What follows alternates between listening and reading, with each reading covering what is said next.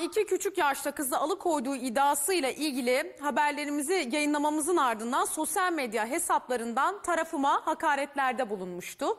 Ben de bu konuda gerekli başvuruları yaptım ve bugün de sonucunu aldım. Burada da gördüğünüz gibi mahkeme kişilik haklarımı zedelediği için Nihat Doğan'ın sosyal medyadan benimle ilgili yaptığı paylaşımlara erişim engeli getirdi. Evet, ihmal 5 yaşındaki çocuğun 2 küçük yaşta kızı alıkoyduğu iddiasıyla ilgili haberlerimizi yayınlamamızın ardından sosyal medya hesaplarından tarafıma hakaretlerde bulunmuştu.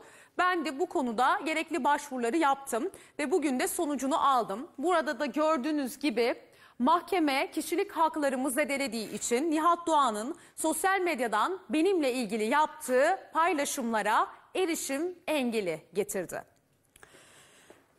Evet, ihmal 5 yaşındaki çocuğun